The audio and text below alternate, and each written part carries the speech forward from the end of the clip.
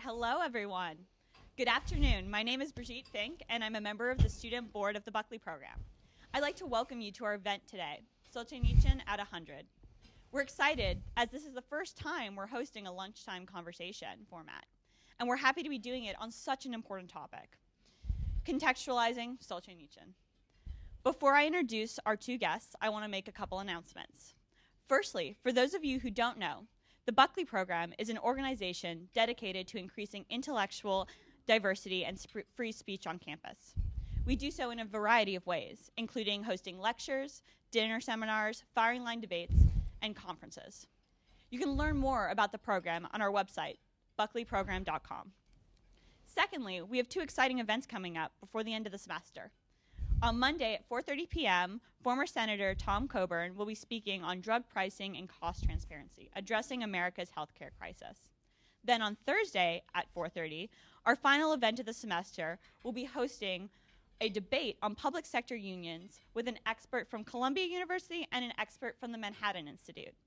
They'll be discussing Supreme Court rulings and whether public unions determine our democracy or safeguard it.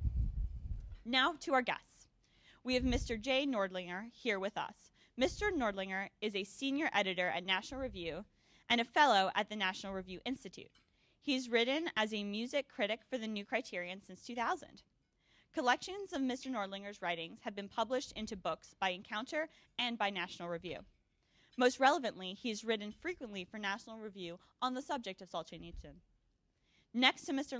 Nordlinger is Daniel Mahoney, a professor of politics at Assumption College. He is an associate editor of Perspectives on Political Science and executive editor. Executive editor. I got promoted. Correction. Congratulations. More work. And also a review editor for Society magazine. Mr. Mahoney has written books on Charles de Gaulle and Raymond Aron. Most relevantly and most recently, he's written on the idol of our age. And previously, he's written the acclaimed book, Solzhenitsyn, The Ascent from Ideology. So, the format of today's event will be a discussion between our two guests for about 40 minutes, and then we'll have time for Q&A with the audience. To get this started, I'd love if the guests could explain to us a few things. First, who Solzhenitsyn was, what about him we should remember, and how is his work relevant today? With that, please welcome our two guests.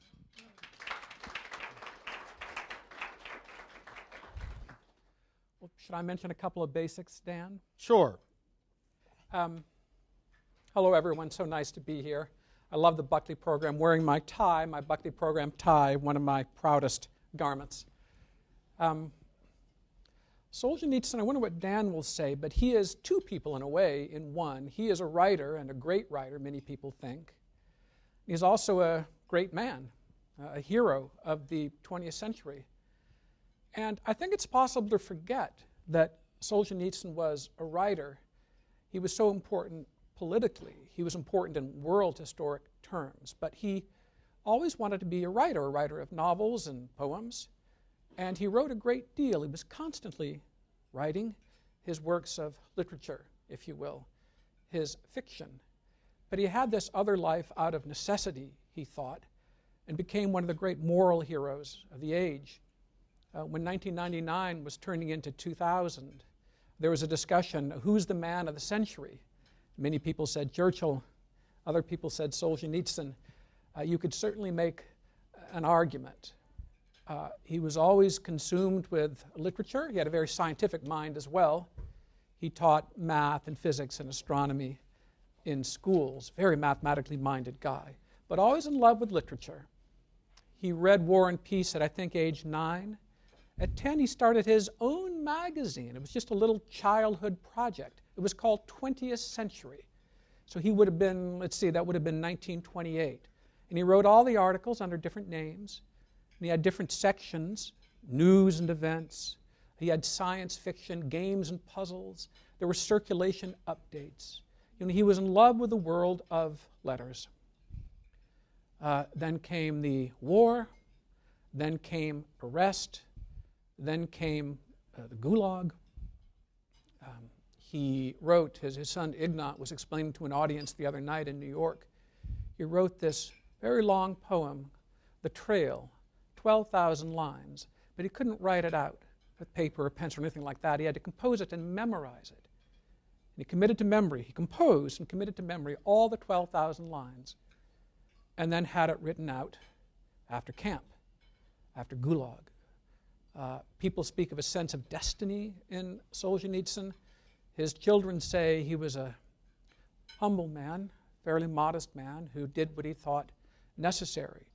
And he was moved. He felt it was a duty to write books like the Gulag Archipelago and to give speeches about philosophy and politics and the Soviet Union tyranny and so on. He felt it was a duty, a writer's duty, to act as a kind of second government.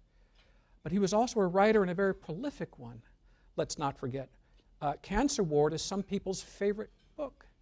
I regard One Day in the Life of Ivan Denisovich as a perfect book, a novella, pretty much perfect, as novellas can be, maybe more than long novels can be. The Scarlet Letter is pretty perfect, and The Great Gatsby. And closer to our own day, The Remains of the Day, I think, is a perfect or near perfect book, novella. So is A Day in the Life, an astonishing thing. And so I sometimes think of Sakharov, the very great Russian Soviet dissident, a moral hero, a human rights hero, a freedom hero. On the side, one of the greatest scientists of the age, let's not forget, as people like me do, because I'm not very good at physics and all that stuff. So I think of Sakharov as, the great Sakharov, the great dissident who sacrificed so much and did so much to advance the cause of freedom in the Soviet Union and, in a way, elsewhere. But also, let's not forget, one of the most laureled scientists in the vast Soviet Union, a place rich in science. So Solzhenitsyn, the great man, yes, the man who probably did more than any other individual to break the back of the Soviet Union, to break the back of the communist myth, But also a man of immense literary skill, and probably, we'll see what Dan has to say, a great writer. Well, Jay, that was a wonderful introduction. D.M. Thomas has written an interesting book about Solzhenitsyn. I think it came out in 1998, and it has a suggestive subtitle, Aleksandr Solzhenitsyn, A Century in a Life. There's a French biography of Solzhenitsyn that talks about 7 lives in a century. So, and Jay mentioned many of these periods. But of course, for the publication of the Gulag Archipelago, there was 20 years of forced exile in the West. And I should mention, for those who are interested, Solzhenitsyn's long-awaited follow-up to The Oak and the Calf, his great memoir, 1960 to 74, of his struggle with what he called the Soviet dragon. The title, How the Little Calf Butted the Oak. The oak was the totalitarian state. Its follow-up is Between Two Millstones. The little grain between two millstones. Solzhenitsyn's the little grain. You might say the two millstones are Soviet communism and Western liberalism. That book is just out from University of Notre Dame Press. I wrote a foreword, and it's a quite compelling book. It's the first of 2 volumes. It covers from February 1374, the first day of Solzhenitsyn's exile, until after the Harvard Address. The second volume will cover the period up until Solzhenitsyn's return to post-communist Russia in May 94. There'll be another volume called Another Time, Another Burden, about the period from 94 until his death on August 3rd, 2008. Solzhenitsyn wrote much, and he wrote in many different literary forms, not just big books. The Red Wheel is 6,000 pages. I'll talk more about it. It's gradually coming out in English again. It's all out in French and Russian.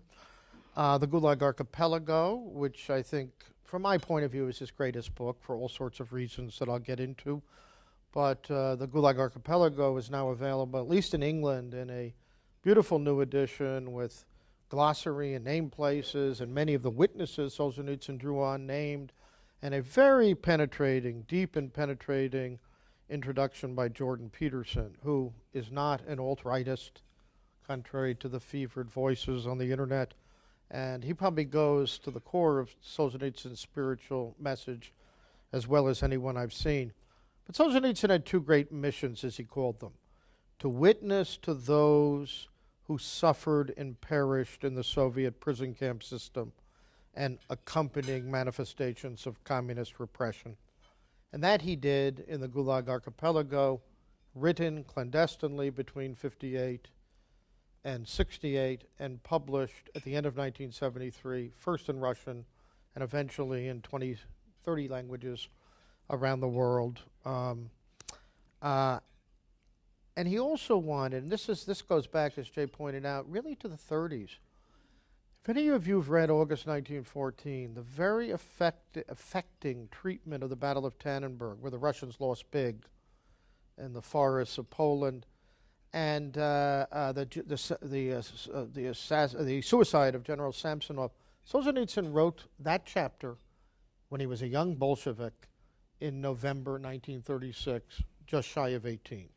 Of course, he finished the book as a very different man in the late 1980s. That book wanted to trace the roots of the Red Wheel, which Solzhenitsyn insisted was not inevitable, but became inexorable as a result of the abdication of the Tsar. A lot of people say Solzhenitsyn was a Tsarist. The person Solzhenitsyn blames the most for the coming of the two revolutions of 17 was Nicholas, a good Christian, a good family man, a terrible statesman, blind, inactive, and in February 17 he does nothing to save the dynasty, to save the country.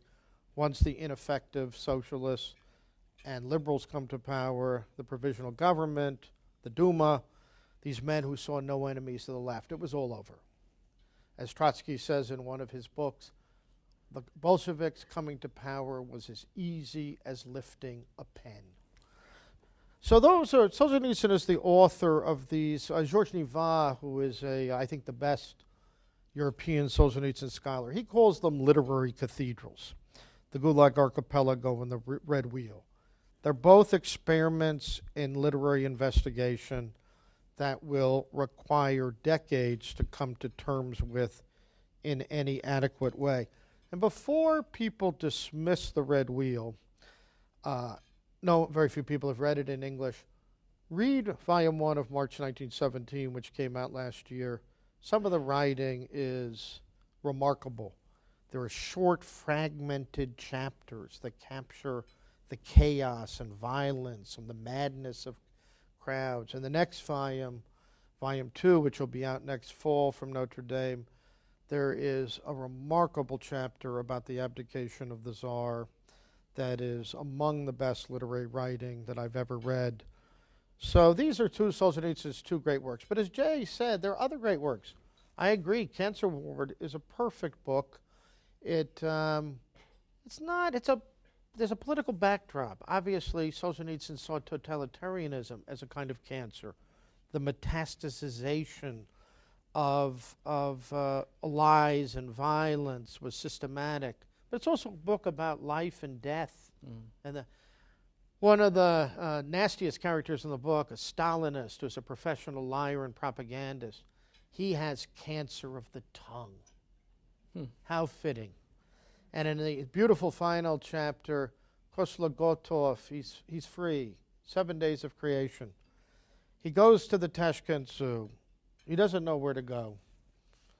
He goes to visit the rhesus monkey, and there's a sign that the rhesus monkey has been removed because somebody threw tobacco in its eyes just like that. In other words, raw, unmediated evil. So Jay's absolutely right that there's a powerful political backdrop to Solzhenitsyn's work, but he is also a great writer, and his theme is the soul, but also the soul and barbed wire, as he puts it in the middle section of the Gulag. Just a quick word, and I'll stop. Solzhenitsyn said in an interview with Daniel Kellman, the Austrian novelist, in 2006, he dreaded to think what kind of writer he would have become if he had not spent time in the prisons and camps, because a writer he would have become. But he said it was in the prison camp in 1945 and 1946 that the scales of ideology fell from his eyes.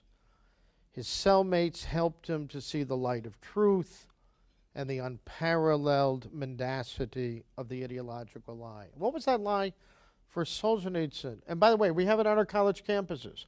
I call it this ideological Manichaeanism. All white males are ontologically guilty. That's an ideological lie. Just as bad as white racism, by the way. This idea that some groups or classes are suspect or guilty just because of who they are. The Nazis did it with race, the Bolsheviks did it with class. But Solzhenitsyn says in those early years, I quote, "I was completely cleansed of any Marxist belief." He saw that human beings and societies cannot be transformed in a revolutionary stroke, and he saw that the line between good and evil lay not between classes and parties, but within every human heart. And just to add, Jay, I take it you were at Ignat's presentation on November 19th. I wasn't able to go because I was in a conference in Paris, but Ignat Solzhenitsyn's a mutual friend of Jay's and mine, the second son of Aleksandr. He is presently translating The Trail, this great autobiographical poem that Solzhenitsyn memorized without benefit of pen and paper. He already, early on in the camps and prisons, had this burning desire to tell the truth about what he had seen to an uncomprehending world. And let me quote a few lines from the opening chapter of The Trail. This is translated by Ignat. It's called Inception. "Oh, who, oh, when will learn about all this?" Italicized. "And staunchly write it down with lucid understanding, not with ire. The time to write is now, precisely now." That's what Solzhenitsyn would do. First as an underground writer, then as the author of One Day, then as the author of Gulag, and of course as the author of the Gulag Archipelago. We can also talk about his message to the West. In the 70s, he was concerned about the weakness of the West, but he was also concerned that liberty in the West, human rights in the West, were increasingly divorced from what he called voluntary self-restriction or voluntary self-limitation. Solzhenitsyn's message had nothing to do with government coercion, but it had to do, to quote the Harvard Address, with the recovery of those rich reserves of mercy and sacrifice, rooted in the religious and philosophical traditions of the West and Russia that were at the source of the greatness of our civilizations. Now, that was turned in, mainly by dumb journalists, into an endorsement of authoritarianism, et cetera, but that's another story. Well, if you haven't read that commencement address, it would certainly repay your time. It is fascinating. And as far as I'm concerned, you know the cliche ripped from the headlines, today's headlines.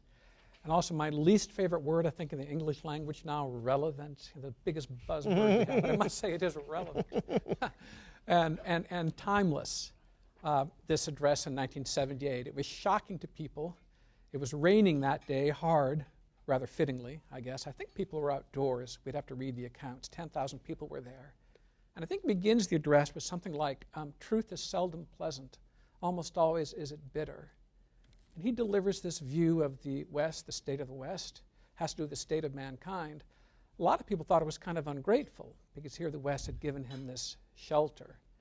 But I remember first reading this and underlining things and writing notes in the margins, you know, yes, really true, so true, mind-blowingly true. About the effect of publicity, for example, his comments on contemporary popular music.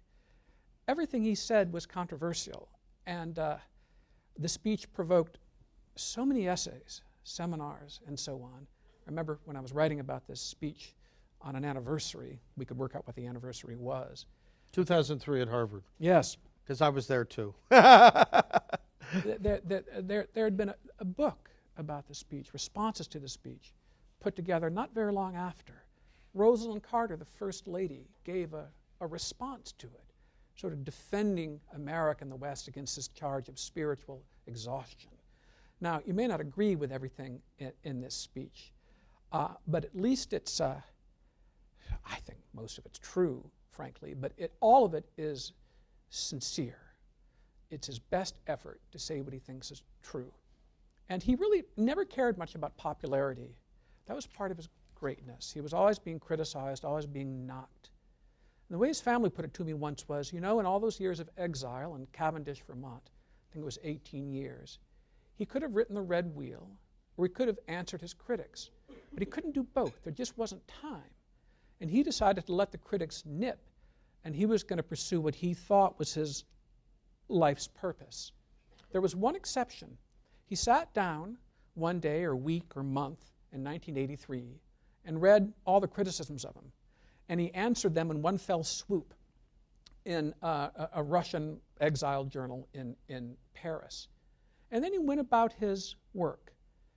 He had the gift of years, didn't he? Like Verdi and some others we could name. He had the gift of years. I guess he lived to almost 90. And think how often he flirted with death, from camp, from disease, and so on. And but he had a lot to do, and he carried it out, and he was immune to both criticism and praise, which is a good way to be. He just went about his work. He said so many things that stick with you. He had a gift for aphorism, but he wasn't aiming to be aphoristic. He just said what he thought was true, and it came out. Try to live your life with integrity. Let this be your credo or credo. Let the lie come, he said. You remember this? Let it even triumph, but not by you. Not by you. And he also says that one word of truth will outweigh the world. Reminds me of the great old proverb, one with God is a majority. He spoke in very unmodern terms. Someone once called him the ancient. I forget who it was. Solzhenitsyn the ancient. In this Harvard address, for example, he spoke of evil. I think he mentioned the word maybe about 10 times. And Dan reminded me of something. I almost had to smile. Yes, Solzhenitsyn had great material for a writer. You wouldn't wish this material on anyone, these experiences, but it's true. He had great material, and he made the very best use of it. And he changed his mind about certain things over the years, as people do. I was sort of touched by something he said. Can you imagine Solzhenitsyn growing up in the 20s and 30s, an intellectual kid, a brainy kid, probably a very brash kid. And he said, all these old people around him, the old people might have been 40 or 45, right? All these old people around him said, all this happened, meaning the Bolshevik Revolution and the Communist State, because the people forgot about God. And Solzhenitsyn said, oh yeah, these superstitious old people. And toward the end of his life, or before, he said, that's a pretty good summation. That's a pretty good analysis. All this happened because the people forgot about God. And there are books that can be written from that sentiment alone. I'll say just a couple other things before I yield to Dan. I was reading some things I've written in the past about Solzhenitsyn in the last couple of days. And a lot of wonderful people were influenced by Solzhenitsyn in a very touching way.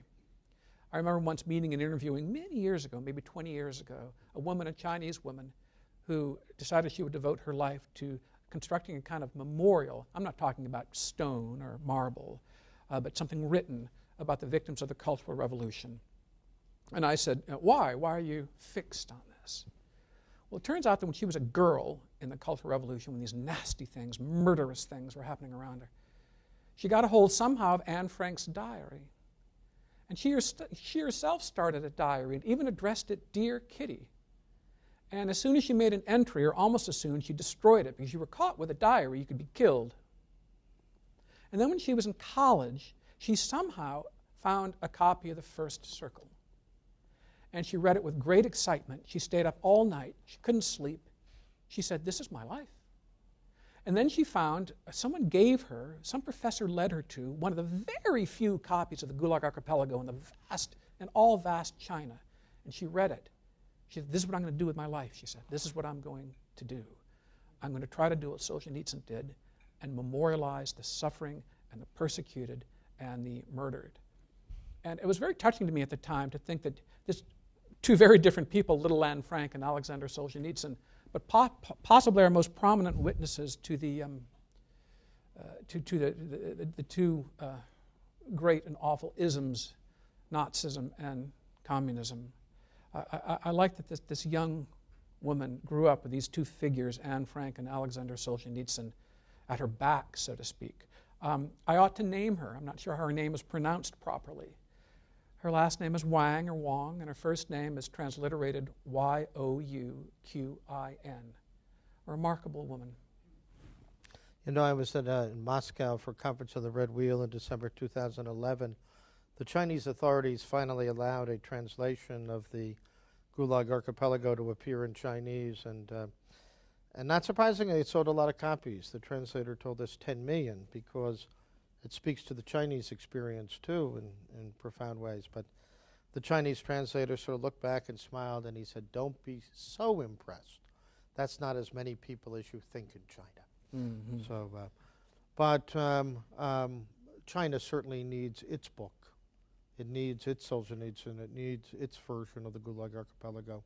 Even though, you know, Martin Malia used to say, it became very popular in political science courses when I was studying to say, oh, we used to think communism was monolithic, but it's polycentric. It's different in Vietnam and China than the Soviet Union. Martin Malia, the great Russianist, would say, well, there's some truth to that, but everywhere it had the same genetic code. The one-party state, the twin pillars of violence and lies, collective farm slavery, the killing of the independent peasantry and intelligentsia, brutal religious repression. From Petrograd to the South China Sea, the same genetic code. I should add the Caribbean with Cuba. And it would have been worse in Cuba if 2 million Cubans weren't able to escape. I just want to pick up on something Jay said about evil. I think what's so powerful about Solzhenitsyn is he does talk about evil. He's the bane of moral relativism. That's one thing he criticizes very powerfully in something like the Harvard Address. At the same time, he doesn't have a Manichaean approach to evil. In other words, he doesn't put good all over here and evil all over here. Let me read a quotation from 1993 from the German newspaper Die Zeit. I am most unlike Rousseau in my views. Claiming that humans are good by nature but corrupted by their environment and circumstances was a grave error. That's the worldview of the modern left. I have always said many times that the line between good and evil is not drawn between governments, parties, or nations, good ones, bad ones, but through every human heart. A human being is inclined to both good and evil. Or as Solzhenitsyn puts it in the Gulag, in the classic section, The Soul and Barbed Wire, the line dividing good and evil cuts through every human heart. And I think the deepest message of the Gulag Archipelago is sort of an extra political one, with political implications. The camps taught him Socratic self-knowledge, the fact that the drama of good and evil was played out in every human heart and in every human soul. On the other hand, Solzhenitsyn believed in resisting evil. It is true that Solzhenitsyn says famously in the Gulag Archipelago, bless you, prison, for having been in my life. Because he learned this lesson, because the scales of ideological deformation fell from his eyes. At the same time, perhaps the most moving chapter in the whole of the Gulag is a chapter in Book 3, The 40 Days at Kengir, where he celebrates the 8,000 prisoners who liberated themselves from totalitarian control. He says, for the first time in the history of Russia, established self-government, governing councils. And of course, that revolt at Kengir in the spring of 54 was crushed in June 74 by Soviet tanks. Solzhenitsyn actually wrote a beautiful screenplay. You have the 40 Days at Kengir in Volume 3 of Gulag, but you have a screenplay that's never been produced as a movie, although it should be, called The Tanks Know the Truth. So, and Solzhenitsyn was once asked by that same interviewer in 2006, Daniel Kellman, you seem to most admire simple people of moral probity who stand for decency against evil. And the interviewer mentioned Ivan Denisovich in one day, and Matriona, the wonderful Matriona of Matriona's Home, who was a kind of pre-communist, somewhat superstitious, but basically Christian soul. The one great soul without whom the city cannot live, Solzhenitsyn says at the end of Matriona. But it's very interesting. His response is, of course I have the greatest affection and love for Ivan Denisovich and Matriona, but I mostly admire those who take an active stand against evil, who struggle against it. Hence, the whole third volume of the Gulag is a tribute to those who stood up and fought.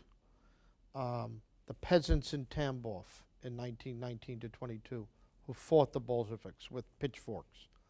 The collective farmers who fought back in the early 30s. The people who displayed personal integrity. There's 4 case studies at the end of Volume 2 of Gulag. One woman is named Anna Skripnikova. She spent time in Soviet prisons between 1918 and 1960s, I think 7 times, because she always spoke the truth, maintained her personal integrity, and ended up going to the camps again and again and again. She refused to live the lie. Solzhenitsyn says if we had more people like that, 10 or 50, he said every time those Black Marias pulled up in Leningrad in the middle of the night to lock people up, instead of waiting to be arrested, what if everyone got out a pan or a piece of wood or a rifle and fought back? So there are these 2 sides of Solzhenitsyn. There's the side that emphasizes moral self-development and Socratic self-knowledge through reflection on good and evil in the human soul. But there's also, this gets back to Jay's very nice opening remarks, there's the fighter. Georges Nival likes to say there's the écrivain, the writer, and there's the lutteur, the fighter or the combatant. He's both. In his writing, the Gulag is a perfect mixture of the écrivain and the lutteur, the writer and the fighter. Resistance as literature, and as very great literature at that, but also a constant, continuing meditation on the soul. And for Solzhenitsyn, the soul is not a poetic metaphor. It's the source of conscience. It's the free will gifted to us by the Creator, and it is also something we must guard preciously as the most important thing.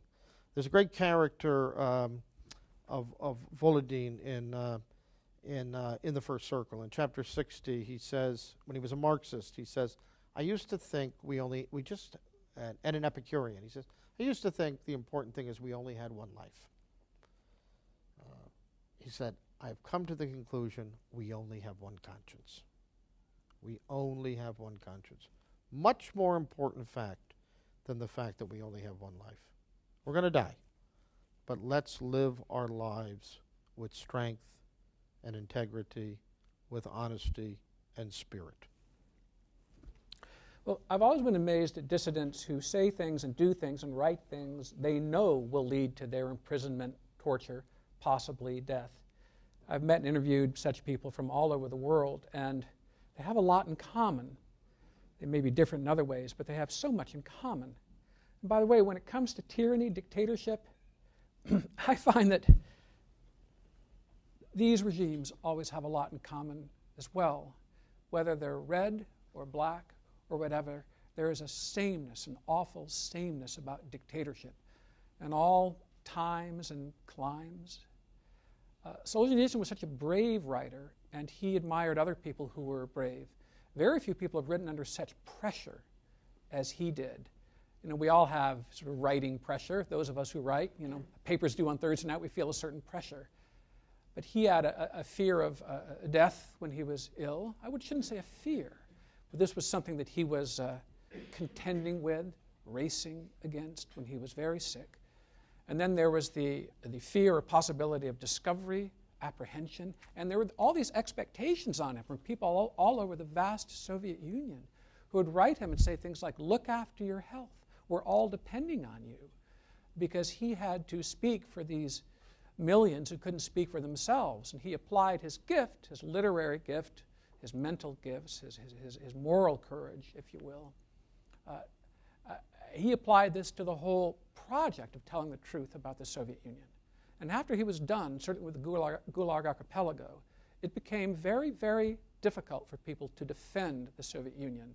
His achievement was that he demolished any high ground that the Soviet Union and communism presumed to stand on.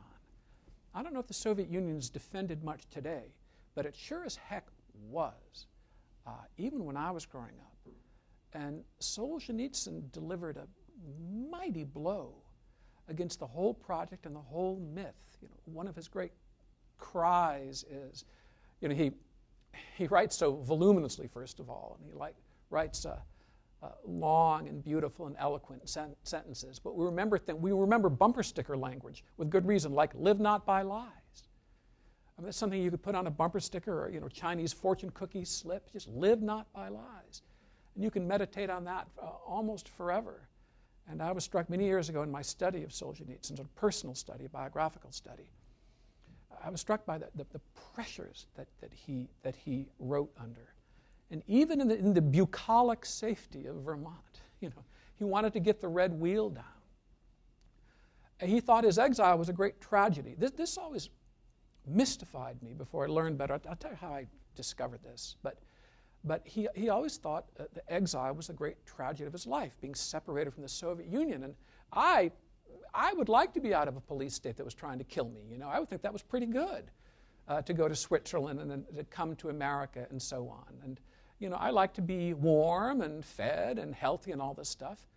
And Mrs. Solzhenitsyn, Natalia Solzhenitsyn, says that probably exile saved his life. He would have died in the Soviet Union from ill health and pressure and so on, but both of them considered it a great tragedy to be separated from their motherland. I myself don't have this feeling, I think, but I know that other people do. And a long time ago, I interviewed this Cuban dissident, this former political prisoner, a woman named Maritza Lugo, and I saw her just after she came out. She was in one of the centers of Cuban Americans in New Jersey. I'm sorry, I can't remember the town, possibly Union. Anyway. And awful things had happened to her in Cuba, including physically. And she was so sorry. She was so upset. It pained her so to be out of Cuba and in the United States. She felt rather guilty to be separated from her allies, and her fellow fighters. And that made me understand Solzhenitsyn better. Malcolm Muggeridge, the great British journalist, called him the noblest human being alive. That's quite a claim, but he was gifted, yeah, very gifted. But he was also very, very brave. And I think he did his work mainly out of love for others, love of his fellow Russians, and love of mankind. He's such a Russian, right? He's Russia this, Russia that, and it seems to me he took a lot of criticism of Russia personally. So he's such a Russian, you might say a nationalist, but also a universalist, in that what he says applies to people everywhere. I can tell that Brigitte wants questions, and right she is. All right, wonderful. Any questions?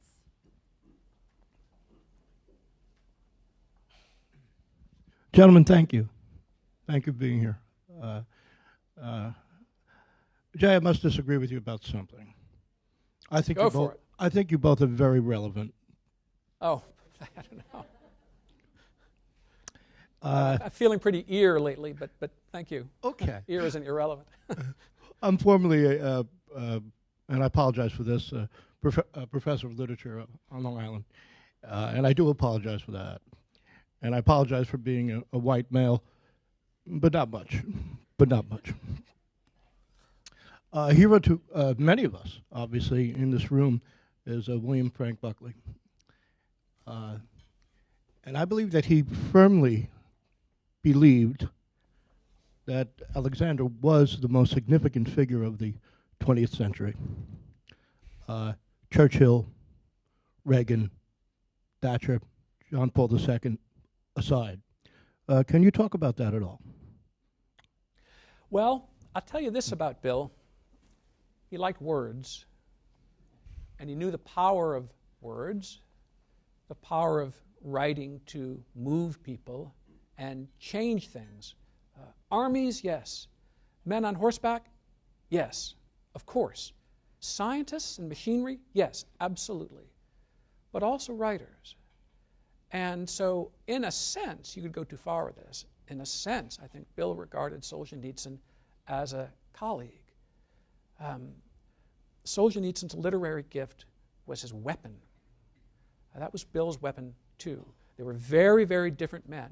Bill loved fame and loved performance. He was on television constantly, and he was great at it. It was very hard to get Solzhenitsyn to do a personal appearance. Bill didn't like to write big books, would never write a summa, never wrote a proper autobiography. Solzhenitsyn was after big game. The big game of Bill's life, I would say, was the accumulation of his work, the whole corpus, the thousands of columns and the relatively slim novels and all the lectures and all the television performances and so on.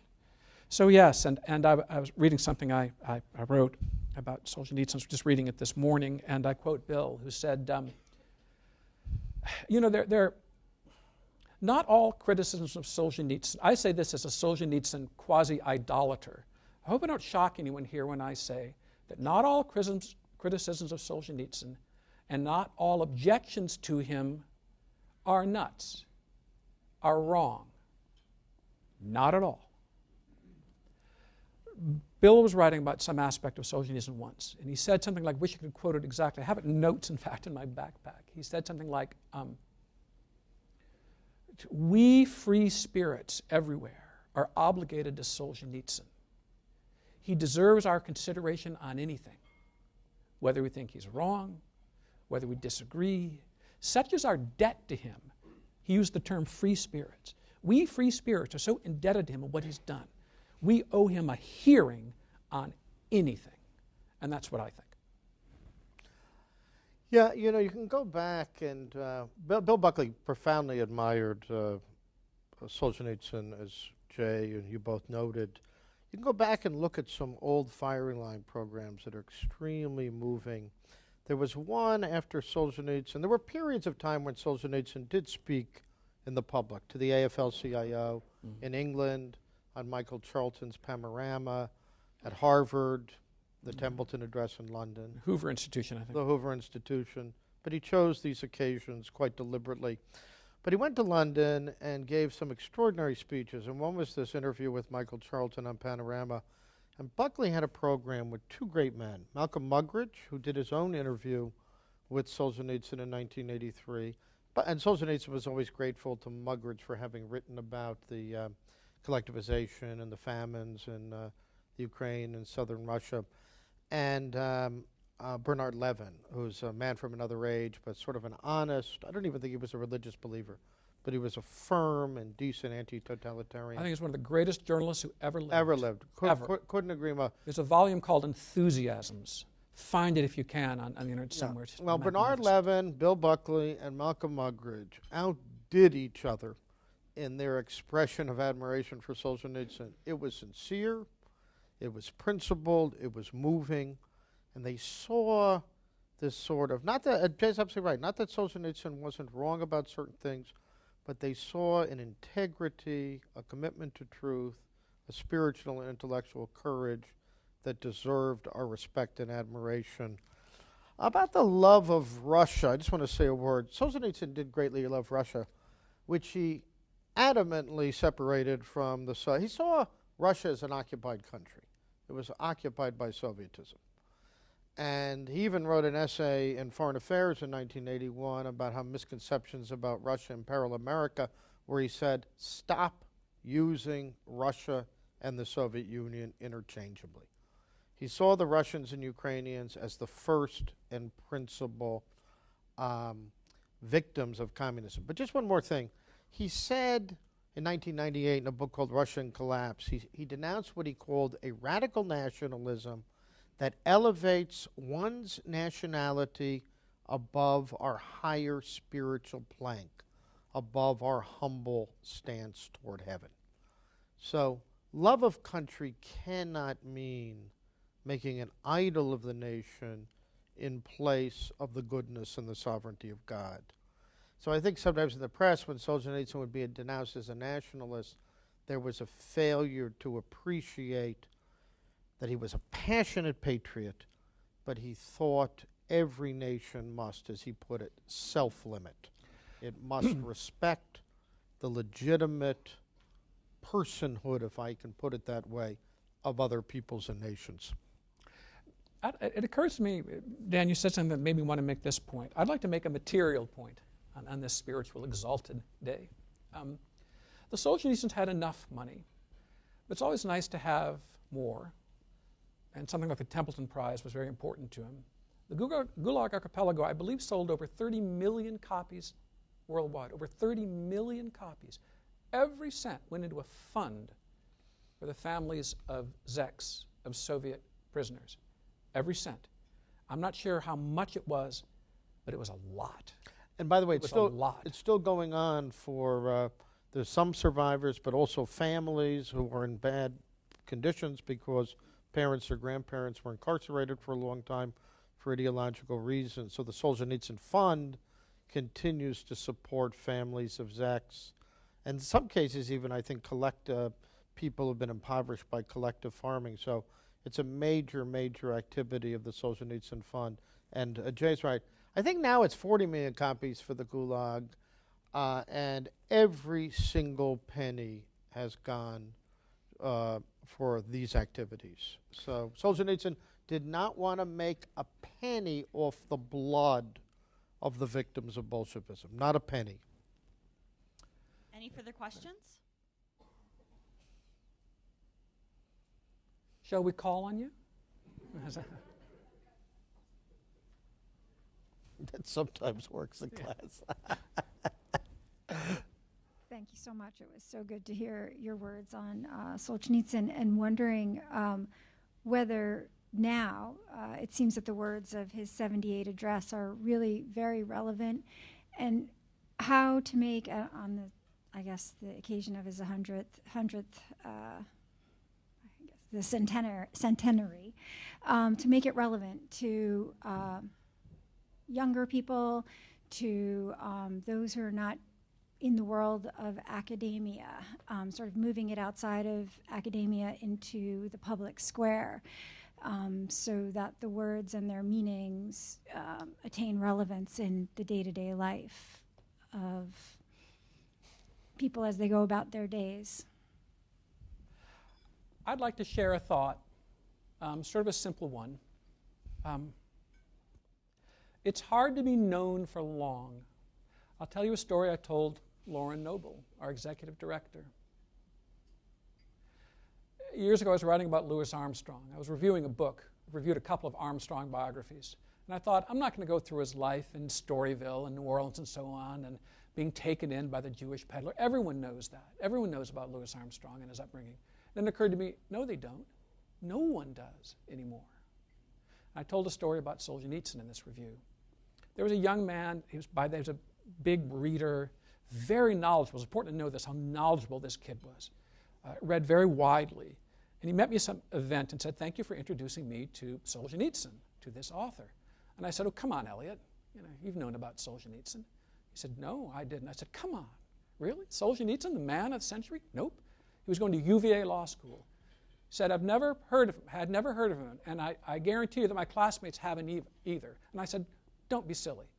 He went home and surveyed them, and he reported back to me. And he said, one classmate had heard of Solzhenitsyn, a Russian student, and he thought that Solzhenitsyn had been a prominent communist. And I've decided, this is very few people can stay famous for long outside the realm of Moses, Bach, Shakespeare, and so on. I work at National Review. I'm a senior editor. I meet people from all over the country. Nobody knows who Bill Buckley is. He was one of the most famous people in America. It may shock you to know that I think this is okay. I think this is utterly natural. I myself am discovering great people at my age I had never heard of. I know a lot about music, by the way, ladies and gentlemen, and a lot about piano playing, by the way, and I'd never heard until 2 years ago of this genius pianist, Maria Grinberg. Where'd she been all my life? She was in the Soviet Union and so on. Never heard of her. And so I'm rather relaxed about this kind of thing. And now if someone knows about Solzhenitsyn or finds, for example, The Oak and the Calf, what a read, by the way. Ooh, it's one of the best books I've ever read. A page-turner. I couldn't put it down. Page-turner. Try The Oak and the Calf. And then spread the word a little bit. And then read Between Two Millstones, the sequel. Never read it. Which just came out. It's just picks up with a story. It's 74 through 78. It's part of the same literary series. Solzhenitsyn should be better known. So should a lot of people. What do you think, Dan? Well, Solzhenitsyn could be better known. I mean, I think there's bias in the schools. There's a lot of anti-communism. But I think what you say is also true. That in class, I'm always saying to my students, so-and-so, this famous person. I said, yes, they're famous. You've never heard of them, but they're famous.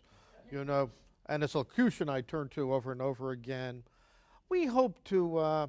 Solzhenitsyn is very famous in France, for example. Every book that has been published in Russian has been published in France. He's famous in Russia. One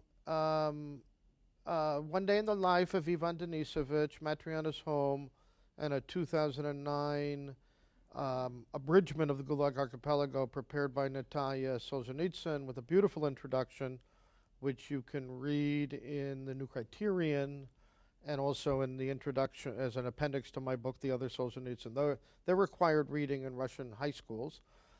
On December 11th, when Solzhenitsyn died, Big Communist Street, that was his name, Ulica Bolshaya Kommunista, was renamed Solzhenitsyn Street. And a statue to Solzhenitsyn is going to be, it was a big controversy because the communists in the Moscow City Council wanted it to be Big Communist Street, but it's now Aleksandr Solzhenitsyn Street, and there's going to be a monument there. And a lot of people go to Donskoy Monastery. I've been there to pay tribute to Solzhenitsyn. His books sell again. But I think these things ebb and flow, and with the collapse of our education system, you know, every year at Assumption we have summer reading, and every year it's a left-wing political tract that nobody will read or hear of in 5 years. And when I proposed the Solzhenitsyn reader, not because I edited it, because there was beautiful material in it, it wasn't even considered. You know, it had to be some tract about identity politics or inequality or the evils of the West. We're a Roman Catholic college. Solzhenitsyn has a lot to say about all those things. Well, identity, evils of the West. What were the others? Well, you could sell it that way. Solzhenitsyn said after he wrote the article in Foreign Affairs, he said, I thought Americans welcomed criticism, but I realized they only welcome it from the left. Not that Solzhenitsyn's perspective is exactly the right, but it's clearly not the left. Brigitte, may I hit Dan with a question? Which goes to the hook. Dan, this is the centennial also of a man very different from Solzhenitsyn, except maybe in talent, Leonard Bernstein. Bernstein was very worried that he'd be known as a conductor, as one of the greatest conductors in history through his recordings, rather than as a composer. He was very worried about this. And he had a related worry, which was that he would be known for all time as the composer of West Side Story. And West Side Story is a very great achievement, and it will live immortally. But this worried him a lot. In your view, generations hence, will Solzhenitsyn be known as a writer, as a great novelist or a near great novelist? Or will he be known as a great moral hero of 20th century politics? Or some combination? I think Solzhenitsyn was concerned about not being known just for the latter. Although he knew, he had enough self-knowledge to know that he was the St. George who had slain the ideological dragon. He knew that and was proud of that, I think. He said when, in The Oak and the Calf, when the Gulag Archipelago was published, Burnham Wood is moving. You all know your Macbeth. Burnham Wood is moving. It's bringing down an evil empire. He knew that. But he wanted to be remembered, not just for the books, but for the wisdom, I think, about the soul and politics and good, the drama of good and evil in those books. And but I think the book that will be remembered forever is the Gulag Archipelago, and it brings together the fighter and the writer and the moral philosopher, the soul and barbed wire. You read the Blue Caps, you read the Ascent, you read the 40 Days at Kangir. There is no fuller treatment of human nature in extremis. But remember, there was a Soviet writer named Shalamov who wrote the marvelous and dark Kolyma Tales, just out in a new translation by Donald Rayfield. He said, what did the camps teach us? Nihilism, despair, the war of all against all.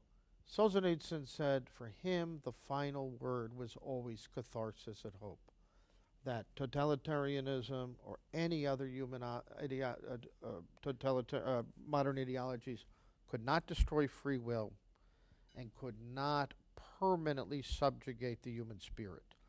So that ability to describe radical evil and at the same time never give in to despair or nihilism, I think that will be Solzhenitsyn's enduring legacy, and mainly through, my guess is, the two abridgments of the Gulag Archipelago, both authorized, one by Edward Erickson and Solzhenitsyn in the States, introduced by Anne Applebaum, introduced in England by Jordan Peterson, and the Russo-French edition prepared and introduced by Natalia Solzhenitsyn.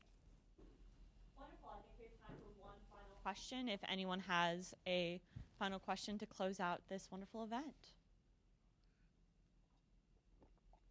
Do you have a question, Brigitte? Oh, you're putting me on the spot I there. am.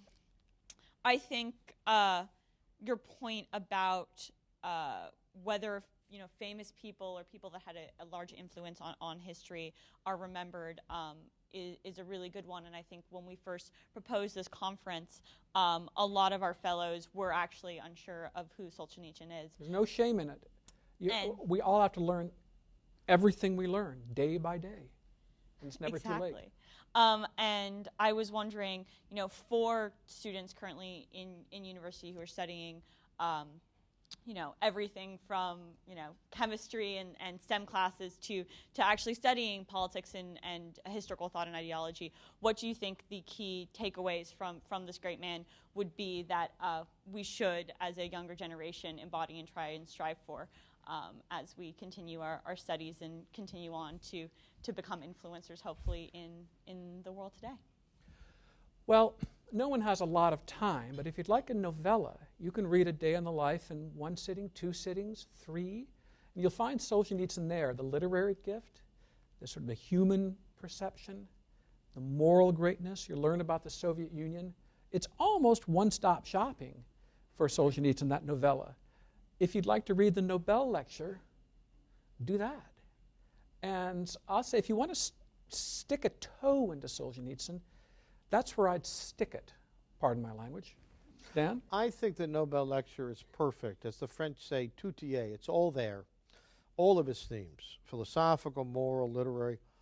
And against the postmodernists who believe in deconstructing reality, who believe there's no point of truth, no objective reality, Solzhenitsyn says, in the end, I don't believe the writer is a creator of arbitrary and autonomous universes. He says, I believe, he's a realist. He believes the writer is a humble apprentice under God's heaven. There is a world, including a moral world, to describe with the gifts of art. Put it another way, art, authenticity, creativity are second-level goods. Conveying the truth and the truth of the soul is the first-level good. Just one quick thing. Solzhenitsyn was asked at the end of his life what he would tell young people. This is from an interview with the Russianist Vittorio Strada. And he told them to resist the temptation of consumerism and to develop a much-needed, quote, interior shut-off mechanism, internal limits. And he also said, avoid historicist complacency. Don't think you're necessarily entering a happy century. 20th century was terrible, 21st century will be beautiful. That's what they thought at the end of the 19th century. But he says, don't give up hope. And I love this. Life will be hard, but circumstances will never defeat the human will, with this caveat: as long as that will is concentrated and focused on what is true. So liberty under God, liberty under truth, liberty that never forgets the higher needs of the human soul. Wonderful. Well, thank you so much for leaving us with something to think about. And for Great fun.